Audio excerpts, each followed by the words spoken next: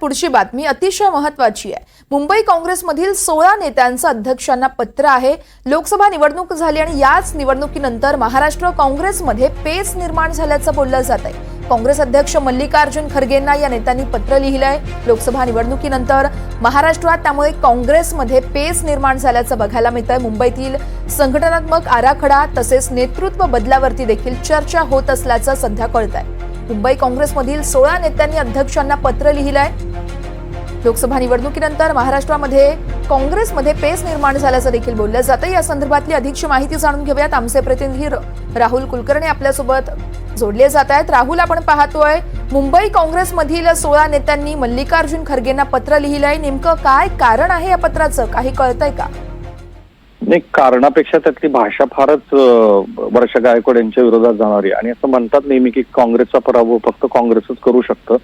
परवा आपण बघितलं की नाना पटोले पुण्यात आले तेव्हा काय झालं, त्यांच्यासमोर कशा पद्धतीनं काँग्रेस कार्यकर्ते आपापसात भिडले।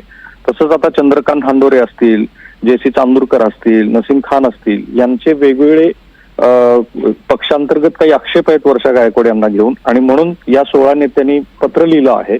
आणि त्या पत्रामध्ये मुख्यत्वे मुंबईमध्ये काँग्रेस पक्षाची जी संघटनात्मक बांधणी आहे ती व्यवस्थित होत नाहीये। वर्षा गायकवाड कोणाचंच ऐकत नाहीये, त्या स्वतःला जसं हवं तसं करतात, अशा पद्धतीची ती भाषा आहे।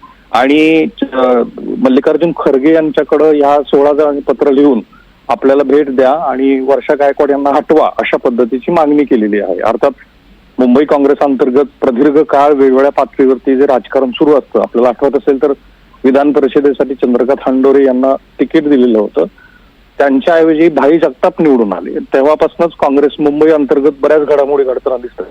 पण लोकसभा निवडणुकीमध्ये आमदार असताना वर्षा गायकवाड यांनी खासदारकीचं तिकीट मिळवलं आणि त्या स्वतः निवडून आल्या।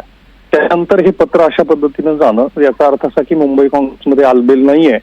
वर्षा गायकवाड यांच्याकडनं या संदर्भातली काही प्रतिक्रिया येते का ते पाहावं लागेल।